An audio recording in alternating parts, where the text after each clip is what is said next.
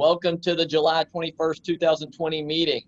The meeting will start today with invocations. Is Dale Smith here? I haven't seen him already. Dale Smith is not here, is he? Oh, Dale Smith is here. Oh, hey, there he is. He's now unmuted also. Okay, Dale, welcome. And if you'll give us the invocation and the Pledge of Allegiance, please. Please bow your heads. As we gather today as members of Rotary, we pray that we are ever mindful of opportunities to render our service to fellow citizens and to our community, keeping in mind always the enduring values of life, exerting our efforts to those areas and on those things which upon future generations can build with confidence. Let us continue to strive to make a better world. Today especially, let's remember those who have the COVID virus and those who are helping to make those people better. Help us to address this issue locally so that we can overcome this serious virus.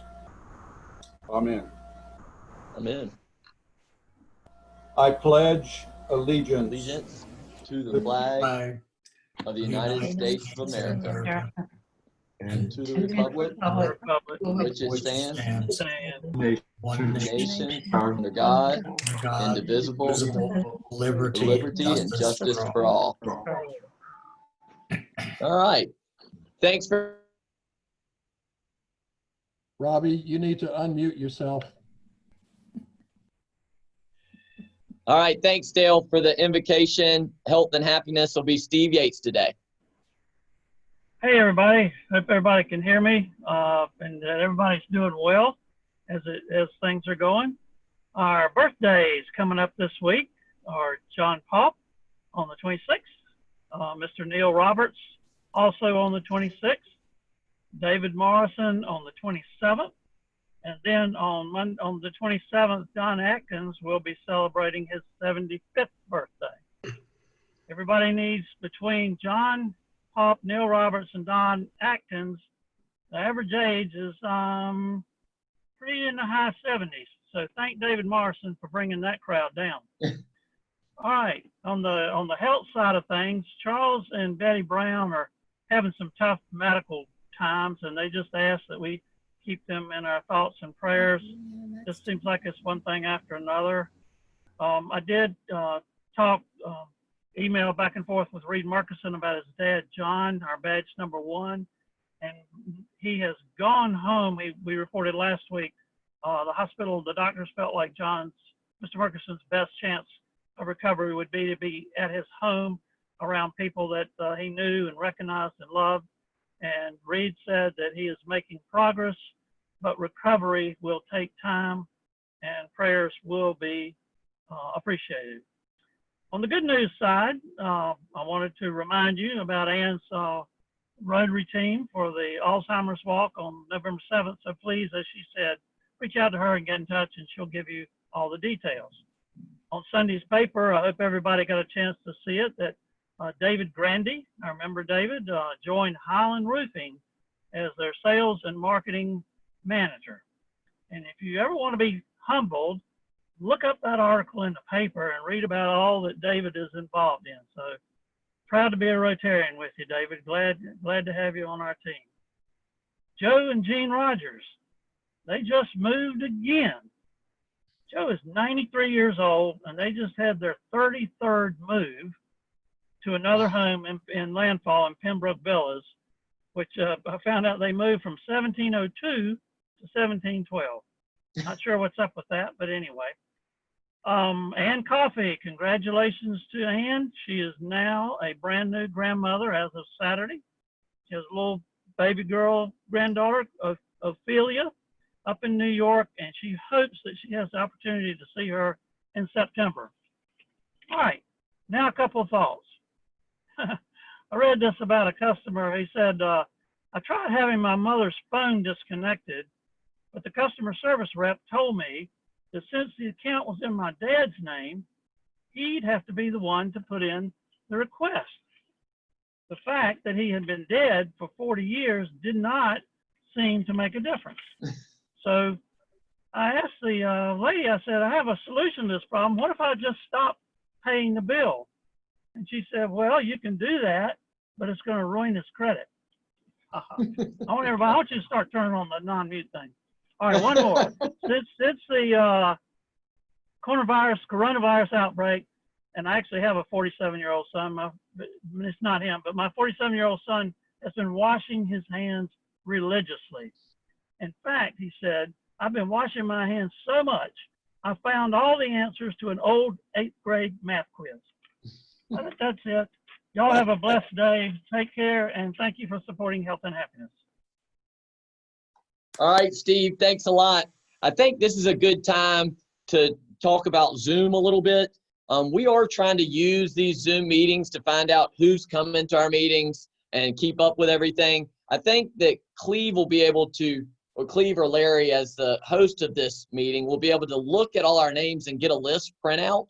If for some reason your name is coming up like iPad 1 or something besides your actual name, you can change that right now by hovering over your own picture, clicking on the 3 dots, and then clicking where it says rename. And then you can type in any name you'd like to show up under your picture. So if everybody that doesn't have a name that we could guess who they were from the picture, please make that change now. That's it. All right, next we're going to introduce some guests. I am honored and happy to have Aiden Wilkie with us today. Mr. Wilkie is a recently retired Marine Corps veteran that has moved into the Hampstead area.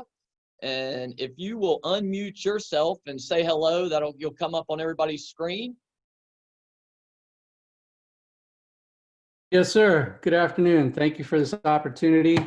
As you mentioned, I was in the Marine Corps for 21 years, recently retired. 3 daughters, all but one are out of the house now in college. Last one's a senior at Topsail. I was stationed here 3 times during my Marine Corps career at Camp Lejeune. Loved the area. So we decided to put down roots and to make this our permanent home. I've started a business, a law firm, and trying to get that off the ground. It's a little more difficult during COVID, but I wanted to start looking at ways to become involved in my community because in the military, you move every couple of years. So it's a little more difficult to kind of get involved with your neighbors and to do things. And now that I'm retired from the military, I have a little more predictability or sedentary sort of lifestyle insofar as I'm not going to be moving in the next couple of years. And so I have the ability to do that. And so I reached out, and that's kind of it, sir. Thank you. Aiden, thank you very much for your service to the country. And it sounds like with 3 daughters, you've always had your hands full with everything. What type of law are you going to practice in the new practice? Yes, sir. I'm a criminal defense attorney specializing in military criminal defense, and then going to do DWI defense. Obviously, in the Marine Corps, I was a judge advocate, so I've been a licensed attorney since '99, but never practiced in the civilian sector until now. That's it, sir. All right. Well, thanks again for joining the meeting today. Look forward to seeing you again in the future. Other guests? Do we have other guests today? I know Terry's with us again.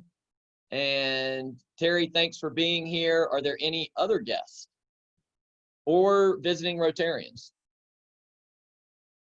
If now, you can unmute yourself and say hello. All right, hearing none, we're going to move on. But again, thanks Aiden and Terry for being here.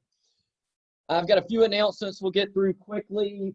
Invoices, Larry has sent out the invoices. Larry, did those go out by mail and email, or mail or email? Both. Both. Okay, so everybody should have received those by now. I only sent email to the people that have email addresses, and I mailed everybody else. Wonderful. Okay. And remember, you have the option, and I believe it says this on the invoice, you have the option to pay the old standard dues amount or the reduced amount that we have now while we don't have meals. Either one are great, and can certainly help the club going forward when it's hard to do fundraising right now. Perfect attendance is the next thing on my agenda. I want to call on Elliott to give a report on our perfect attendance for the 2019-2020 Rotary year. Unmute yourself first. Elliott, I'm going to have you start over and unmute yourself. I just did. Thanks, Larry. Thank you. The list that I have are the people that I know about, and several of you have been very good about responding to Robby's emails, but the list I have is not all inclusive because there are a whole bunch of you that I think maybe have perfect attendance but have not notified me. So we'll go with what we have. And the conclusion is that if you feel like that you have attended and have perfect attendance for 1920, if you'll send me an email, I'll be glad to put you on the list, because the list will be compiled and be put in the handbook, quote unquote. Charlotte Davis, 1 year. Ann LaRue, 3 years. Henry Brown, 4 years. Ann Coffey, 4 years. Steve Yates, 4 years. Angela McKinnon, 5 years. Donna Sharo, 6 years. John Meyer, 7 years. Robby Collins, 11 years. Diane Carr, 13 years. Mike Bowden, 20 years. Russ LaBelle, 28 years. And unfortunately, Elliott O'Neal has 36 years. That's it. All right, Elliott, great for that. Thanks for that fast report. Committee members, we are still compiling committees, so last chance for chairpersons to get us list of committees. I've got a ton of emails on that printed out, but I have not compiled them yet. Hopefully Vicky's doing it as well in the background, and we'll get all that together. But last chance for chairpersons to let Vicky and I know who's in your committee for this year for the virtual handbook that we're going to have. Next, Williston Legacy Committee. Steve Yates has been in touch with Williston's new principal, that's Dewey Furr. Principal Furr has invited our club members to join with the Williston faculty and parents to work on a landscape project on Saturday, August 1st. So looking at the calendar now, what will that be? This weekend will be the 25th, 26th. So it looks like a week and a half from now, that's Saturday. So not this next Saturday, but the following Saturday, there will be a work project at Williston. They're going to work on the grounds outside, and that'll be from 9 a.m. to 12 p.m. They're hoping to have a big crowd out there with plenty of space to social distance, but a big crowd so they can get it done in 3 hours. That'll start at 9 a.m. and finish at 12 p.m. There is a rain day scheduled for the next Saturday if it rains that morning. If you can do it, if you're available on August 1st for our Williston Legacy project, or for their project, please let Ann Irwin or Todd Turner or Steve Yates know. You can email. Yes. Are we supposed to bring any equipment, shovels, rakes, whatever? They did request if you had shovels or rakes to bring those. That's exactly right, Kathy. Thank you. Yeah. Also, Robby, if anybody has a deep wheelbarrow that they can bring or to move some mulch, that would be great. Awesome. Thanks, Steve. Steve, did you have anything else on that topic? No. The principal is the interim. He is the interim principal, unfortunately, till September the 11th. However, he had a great conversation with him.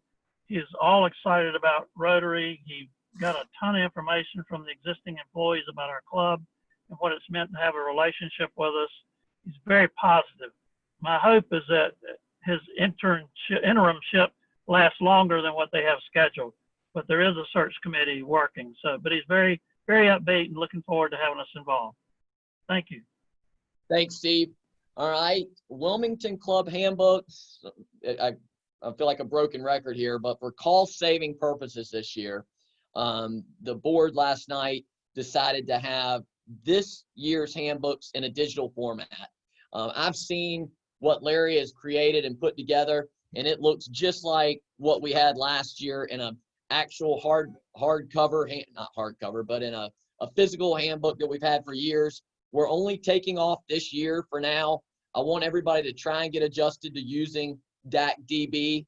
And to that end, Bodine is going to put together a short video with instructions of how to get there, how to use it, how to find that, so that anybody that wants to check out his, and he estimated it would be a 5-minute video, but anybody who wanted to look at that video could use it to get on to DAC-DB and see the handbook and get all the information that you need. There's actually even the opportunity to use that program that Larry's put together to print out your own handbook. If you wanted to cut it out, staple it together, you could certainly make one.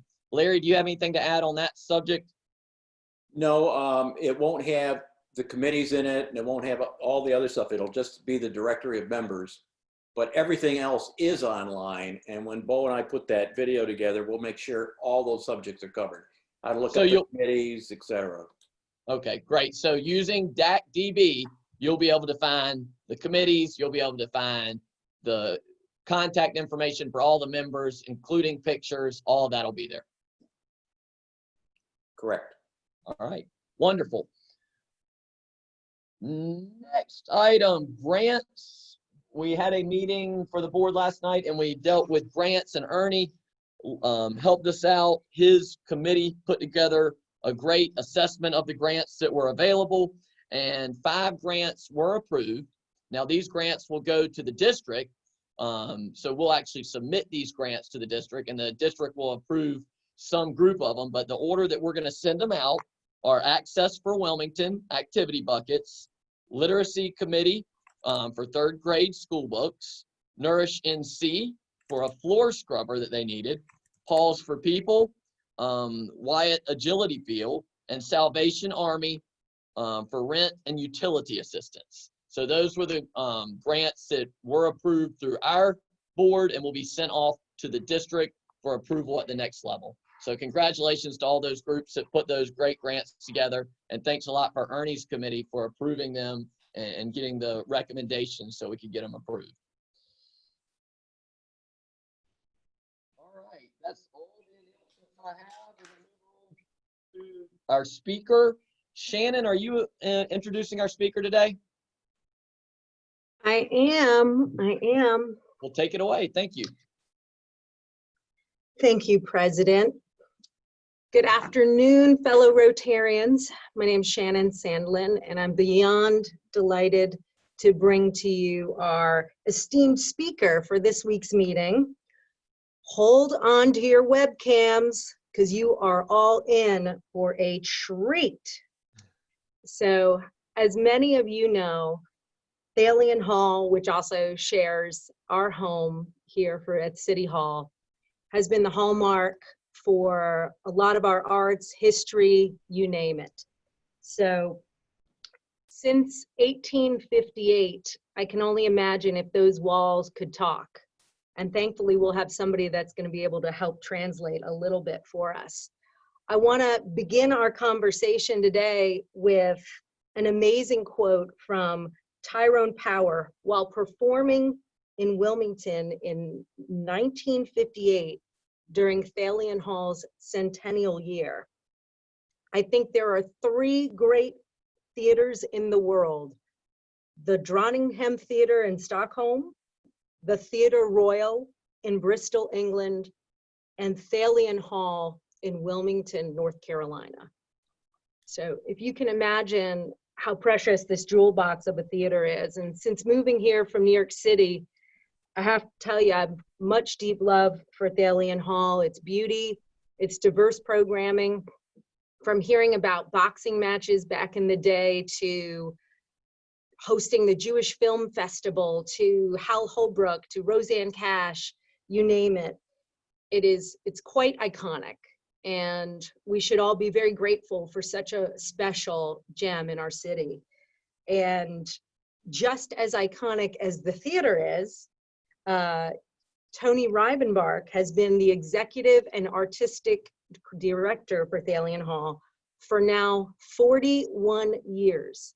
So I don't know how many of you know how many people have stuck at their day job for 41 years, but as myself and board trustees like Commissioner Zappel and Debbie Gabolka, who are fellow Rotarians, can attest, Not many people have worked as hard and have been as passionate as Tony in support of the community of the arts, of the building itself, its integral history, and continuing on the great story. So as Tony's going to share with you guys today, through the plague, protests, fires, recessions, and wars, Thalian Hall's been through it all and still able to tell its story. And so is Tony. So without further ado, Rotarians, please join me in welcoming a Zoom welcome to Tony Rivenbark.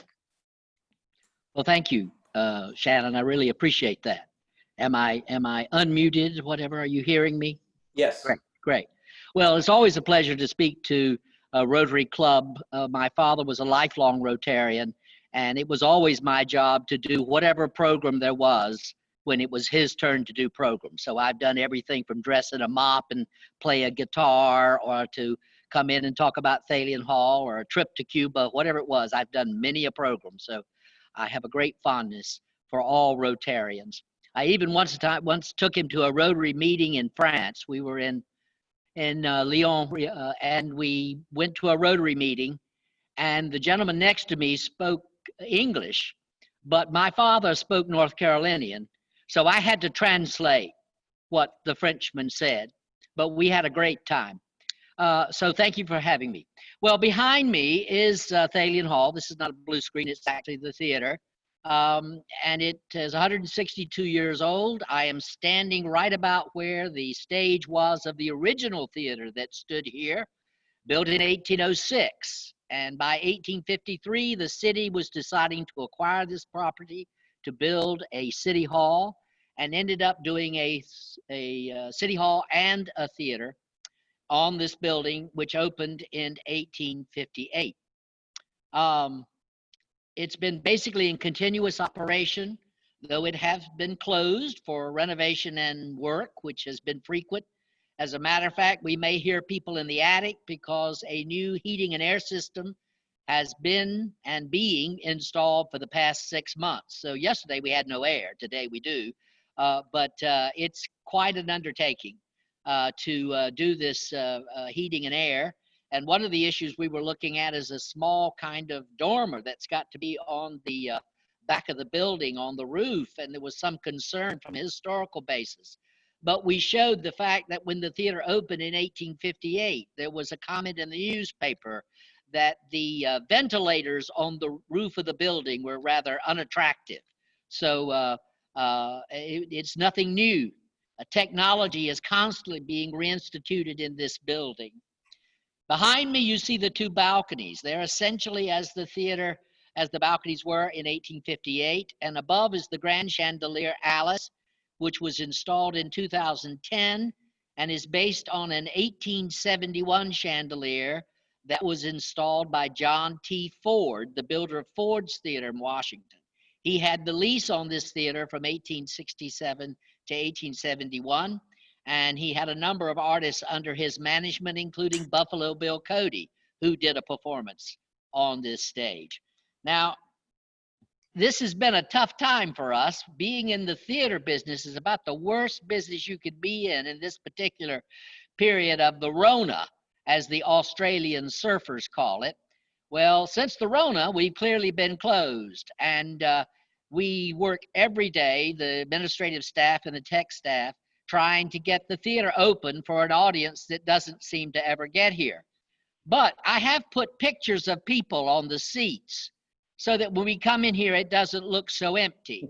And these pictures behind me that are on the seats are our social distancing, where we've got essentially 133 seats. So when we open, which will be at some point, and if we have to be under 25% capacity, we have the seats all laid out as to where they are. And I'm going to see if I can't unplug this and see if I can't get you a better picture.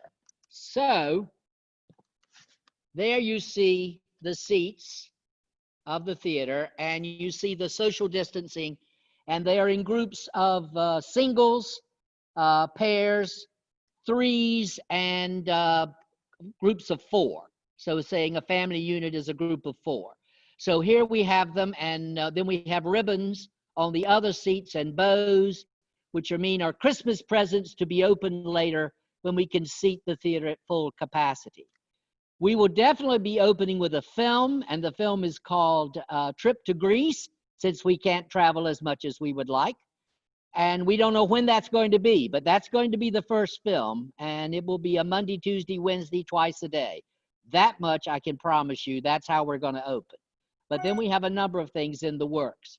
We've been working on a lot of projects here in the building, the dressing rooms, the theater, taping off the floors, creating social distancing sign, an outdoor box office, working out all the protocols and systems, because our goal is that when we do open, we want the audience to be aware that we are taking this very seriously and that we truly care a great deal about the comfort and safety of our audiences.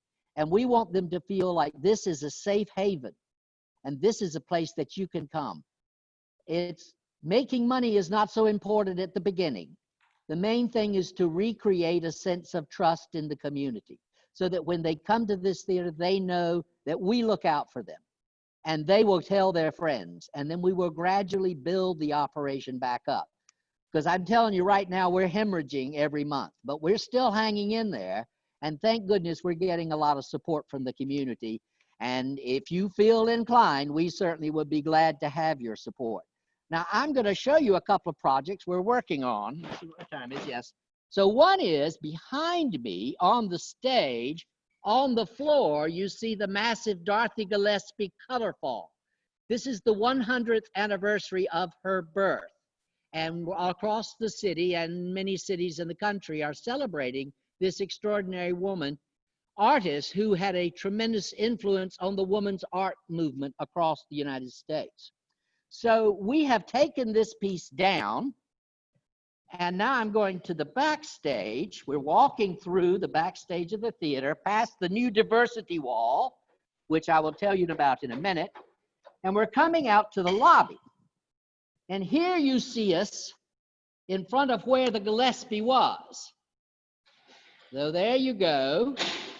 And we're having to lower it by about 10 inches to cover a grill, which caused a problem. So here we are, we're working on that. And so we're taking the pieces down and washing them, and then are going to rehang them.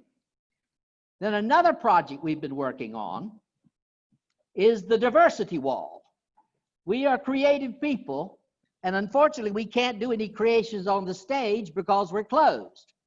But we commissioned Fritzie Huber to do a diversity wall. And here you see it behind me, made up of the banners that we have advertised the show at for some time. So you see some of the people, Hal Holbrook, Tuna Christmas, these are all many of the wonderful touring artists that we brought here. Roseanne Cash, Leahy, South Africa, Blackwood Pelosa, Odetta. All of these are wonderful artists that we generally bring in. Over the past 30 years, we brought in some 300 major international artists to this theater.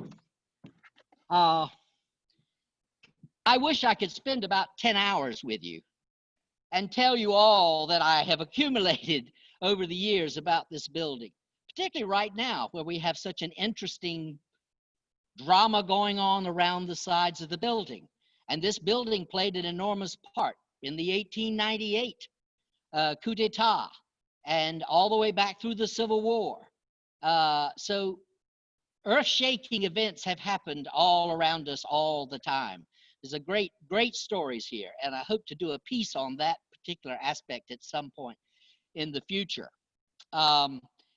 We are hoping that we will be open by September. We don't know. One of the things we're bringing in after a great demand is Clifton Daniel doing the, and now people are calling me. Oh my God, it's from India. Oh, I hate to turn that call down. But anyway, I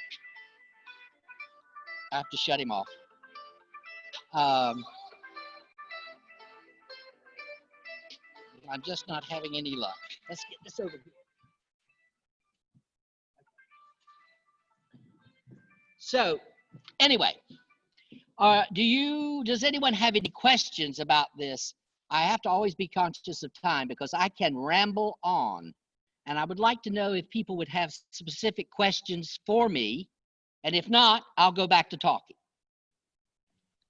I guess, Cleve, do you handle that, or Russ, or whoever? I think Larry may be doing this, but the way that we do it is we ask people to, on the participant screen, there's a button that they can press called raise hand. Ask a question, and then if people will do that. For example, I see that our buddy Rob Zappel has raised his hand, also has Robby Collins and Steve Coggins. So let's start with Rob. He was there first. Rob, unmute your audio and go ahead with your question for Tony, please. Good. Thanks, Tony. Wonderful tour. I was wondering if you're able to maybe go out to the old lobby and give the other Rotarians take a look at the original curtain that was there. Well, we're moving. Good. We're moving. Thanks. That was a wonderful tour backstage. All right. So now we're in the auditorium. And I'll turn it back here so you can see behind me. And here you see the seats. Here we have Clifton Daniel doing Give 'em Hell Harry. He's right here. Let's see if I can get him here. And then I'm next to him. Anyway, so we're going out into the auditorium, the old lobby. So here we are. And okay. So I guess you're seeing what I'm seeing. This is the original front curtain. This is a very significant piece. We'll move it, get a little further away from it. It is what hung in the theater on opening night, October 12th, 1858, painted by Russell Smith of Philadelphia, one of the greatest scenic artists in the history of scenic painting in the world. People in Europe who collect this sort of thing, oh, thank you. People who collect this sort of thing or are interested in this sort of thing know about Thalian Hall because of this curtain. It is the only curtain painted by Russell Smith that's still in possession of the theater for which it was painted. And the only other stage curtain in America we know is older than this is one painted in 1810 for a theater in Rhode Island. So this is the second oldest stage curtain in America. Also the thunder roll, which is above the proscenium, basically where I was talking a while ago, that creates the artificial sound of thunder in a 19th century way. This is the only one on this side of the Atlantic. And one of the theaters that has one is the Theatre Royal in Bristol that Tyrone Power talked about. A couple of years ago, his son was here, and it was quite a pleasure to host him in the theater because not only had his father been in here rehearsing for the show he did at Brogden Hall, but his grandfather had performed on this stage in Thalian Hall. Let's see where. So there's the curtain. What's the next question? And if you want me to go somewhere, we'll go there. Next is Robby Collins. Robby, unmute your audio and go at it. Hey, Tony, thanks again for being here. You walking around and giving us that little brief tour reminded me of the tours that y'all hold at Thalian Hall, I think on a regular basis. We all start those back up in September? Well, certainly we hope to. As a matter of fact, we intend to do more. Generally, we do 2 o'clock every day. And, but we, you know, if we were allowed, if museums were allowed to be open, we'd be open right now. But museums and theaters specifically are closed. So whatever it is, we do serve. If I could make it into a restaurant or a brewery, I would do that. We would do whatever it would take to get some people through the door. If it's just 10 people, I'm glad to have 10 people. I don't care. But we all love each other down here, but we really are about people in a space. And thank goodness my assistant here, thank you, Jared. Jared is the operations manager. Yeah, Jared is great. And then Melissa White, who's our development director, is out in the lobby. So trying to make this work today, we just sort of made it up and tried to make it interesting. But the tours, we will be doing a video tour. We're working on that now, and that'll be good for the future. And we are looking at doing some minute-and-a-half promos called Tony Talks that we'll talk about a specific point in the building or a picture or a photograph that we think will be interesting, and we'll start posting those. Is there another question? Yes, we have a question from Steve Coggins. Steve, you are unmuted, so go ahead. Thank you, Tony. Thank you so much for speaking to us today. You truly are a treasure for the city of Wilmington. We appreciate your efforts, and I was hoping that perhaps you have received or heard any anecdotal type of feedback about this really great plan you put together for social distancing, to do something hopefully in the interim, perhaps as I think you understand, project around September. Have you gotten any feedback from elsewhere in the nation where they have opened up, whether prematurely or not?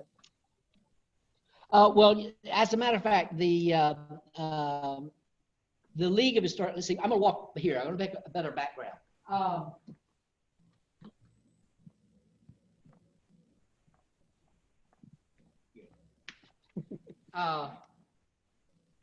We had the League of Historic American Theater Conference nationally last week, which was a Zoom conference. First time that's ever been done. And that was probably some 500 participants from all around the United States. And everybody's pretty much in the same boat. There are some theaters that have opened partially because their states, it was less of a problem in those states, but have since either closed down or find it didn't work. So I think that we're all very much looking at the same issues. Every theater is different. They are truly unique beings. And so what works, for instance, the Wilson Center has 1,500 some seats. So they could do social distancing for maybe as many as 400 people. And that probably works pretty well for local events, but of course doesn't work at all for the kinds of touring shows they did, even if they were touring, which they're not. And remember, Broadway is completely closed, and a friend of mine who works at the Roundabout Theater, they will start rehearsals for the all-female 1776 at the end of January. So there's not going to be anything on Broadway until 2021. But I think we have gone through, blocked off this theater, all the lobbies in 6-foot squares. We've created circles. We have created traffic patterns. If you buy a ticket to a show here, everything will be online, no in-person ticketing.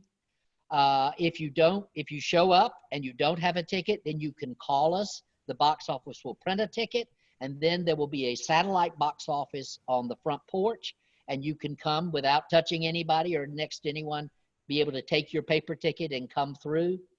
So every theater has to adjust its physical being or its physical nature to the best practices for social distancing, safety protocol, etc. We also were lucky, right before this happened, I made some major investment in cleaning equipment. And just as it would happen, we had a gentleman who specializes in this, and we saw this coming, and he was able to get us something that was developed in Italy, and in part came about because of this, that basically heats a chemical compound to 350 degrees that then is sprayed over every hard surface, and that surface is supposedly will protect it for at least 30 days. And we'll be doing that every day between every performance. So that's why we're moving all our matinees till 2 p.m. so that we can provide adequate time to clean between the venues. So everything in this building, including all the dressing rooms, the offices, every surface in the City Hall and Thalian Hall building have all been cleaned multiple times, floors scrubbed, carpets cleaned, and we will continue that process when we open. So I think that is one of the biggest issues, is the whole sanitation thing. And God bless the janitorial staff that we have here. Our engineers are really great people, and they have been with right from the very moment of shutdown. They have done absolutely their best, 3 of them working night and day to make sure that Thalian Hall is as clean as we can make it. Tony, we have one more Yes. question here. This is from Mike Bowden. Mike, if you would please unmute your audio and go ahead with your question. Thank you, Cleve. Wonderful presentation, Tony. I really enjoy the update as a member. I was wondering if you could tell us how far have you canceled into the main attractions, the Legend Series for this year.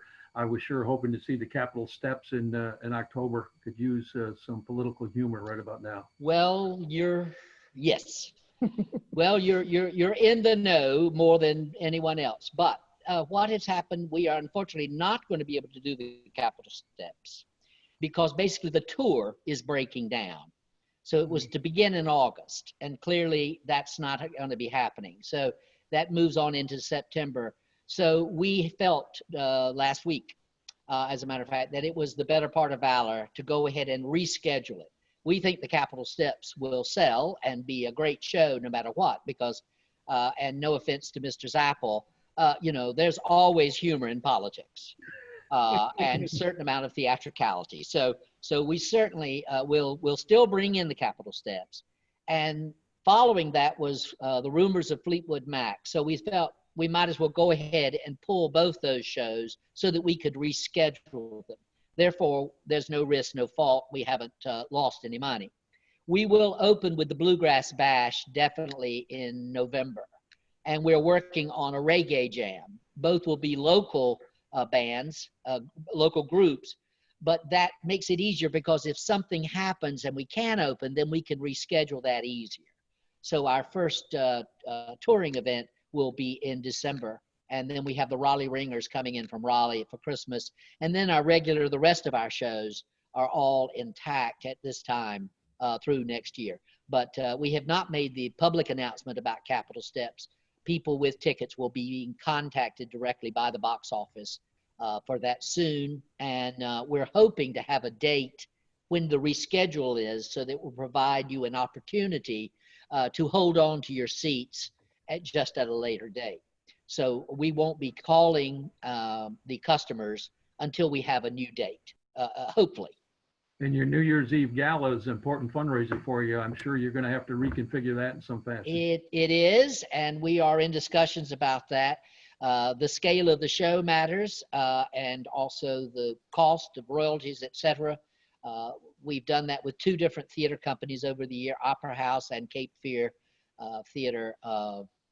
And so we're looking at probably changing the seating capacity and probably reducing the numbers there.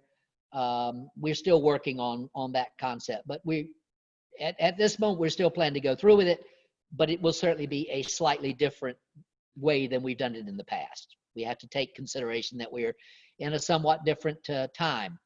You know, Thalian Hall stayed open during the entire Civil War. As a matter of fact, from January 1863 to January 1864, there were over 300 separate productions in this theater. And it did close for one day when the city fell to the Union Army, and then it reopened. But another period in that same time was the yellow fever epidemic, and it closed for about 6 months. The same thing happened in 1918. But specifically in 1919, because 1919 was really the worst part of the Spanish flu epidemic, as sometimes it's referred to, in Wilmington. Was not 18, but rather 19. So we've had to deal with some of these issues before. During World War II, there was actually rather not that many events going on here. So the war had an effect on that. So the building is a survivor. There was a fire here in 1973, and the building survived that through the heroic efforts of the Wilmington Fire Department, who worked for hours putting the fire out. And that was the closest we've ever come to losing the building, except when the North Wall collapsed in 1939. You know, so these stories are there. So the building is truly a survivor of many, many downsides. And quite often in times of crisis, is when funds were able to be raised to fix the building. So we're actually working on plans for more renovation and work on this building. And this may be the right time, this may be the wrong time, but we're proceeding forward anyway. It's always good to make your mistakes on paper. Then you can always fix it later. Are there any more questions? Yes, we have one more question, I believe. This is from Randall Johnson. Randall, I think you're already unmuted, so go right ahead. Thank you. Tony, have you been able to tap into any of the COVID-related federal resources, such as the payroll protection plan? Well, we did qualify for the PPP. We didn't the first go around, but we did for the second. It's somewhat of a mixed bag of tricks because you need to get the full-time equivalency employees and the payroll up to where it was in February. Well, it's a little difficult for us since we can't open. And so that money is carrying us through, but the people that we let go will, in some ways, some will be brought back. We haven't figured out quite how we're going to do that. So I'm not sure that we would have accepted it, that we realized the fact that this was going to go on so long. Maybe a lot of people would feel that way, but it certainly has helped us. So we're suffering under deficits monthly, but we are still making it, and a lot of that is due the support of the community and our sponsors, members, and people buying tickets, even though sometimes we have to turn around and refund them. But then we'll just book more shows and we'll sell more tickets, and we have to refund those. We'll do it until we open. Let's walk out this way. Great. Thank you. We're walking again.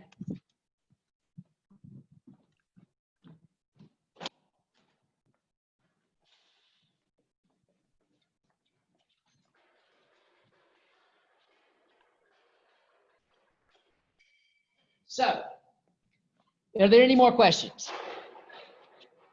I think we have reached the end of the questions, Tony. Can y'all hold that down a second? Okay.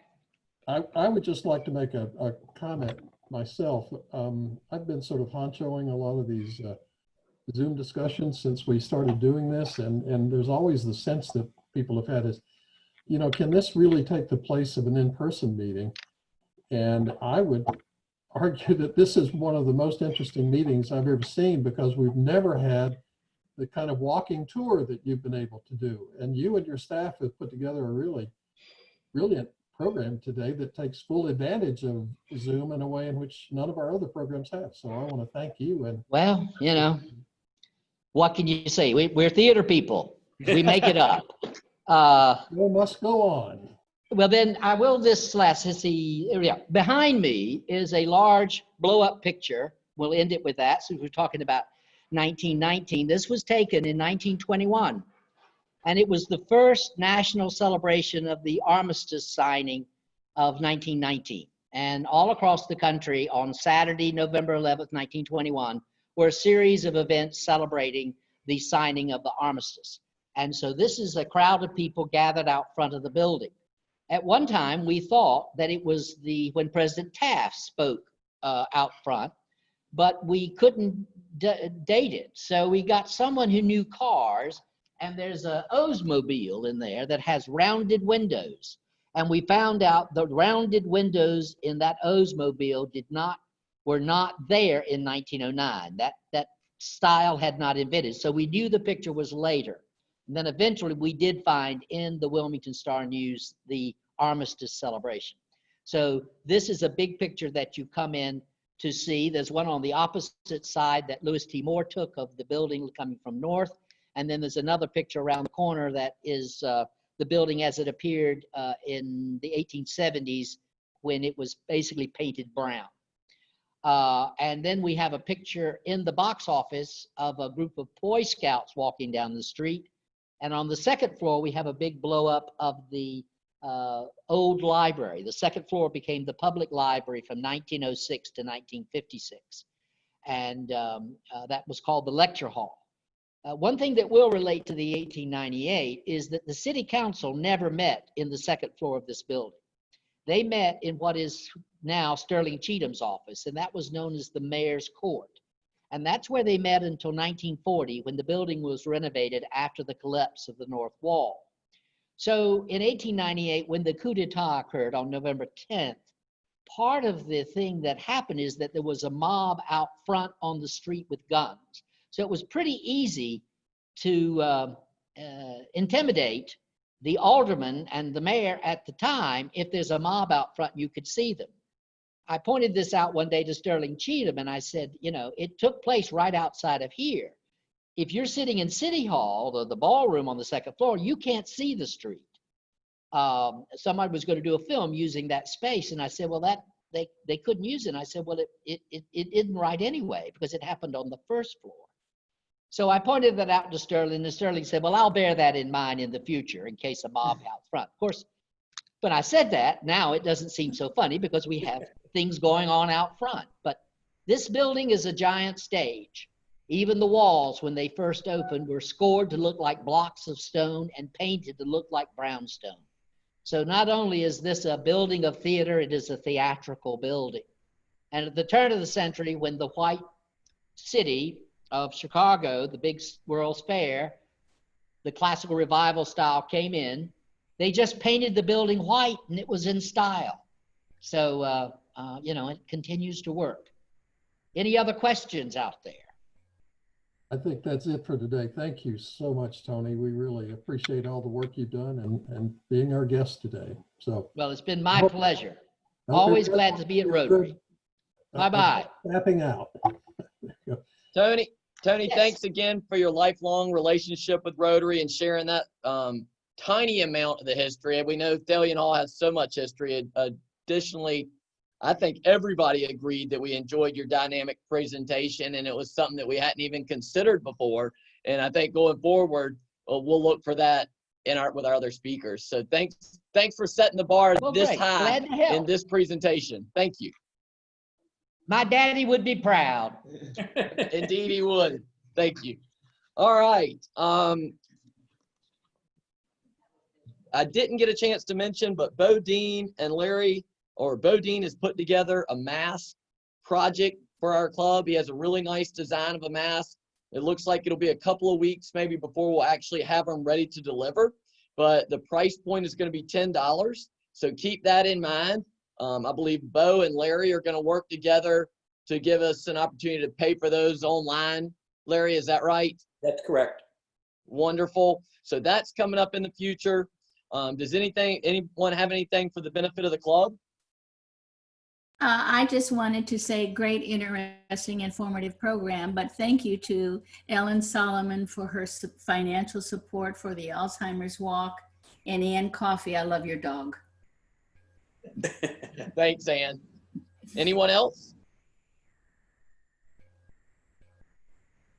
All right, that's time for us to say the four-way test of the things we think, say, and do. Can you unmute everybody? Yes, sir. All right. Number one, first. Is it the truth? The truth. Second. Is it fair to all concerned? Third. Build goodwill and better friendships. And fourth. Will it be beneficial to all concerned? Rotary. Thanks, everybody. Great Meeting's job. adjourned. Take care. Thanks, Robbie. That was wonderful. See ya. Thanks a lot. Great meeting.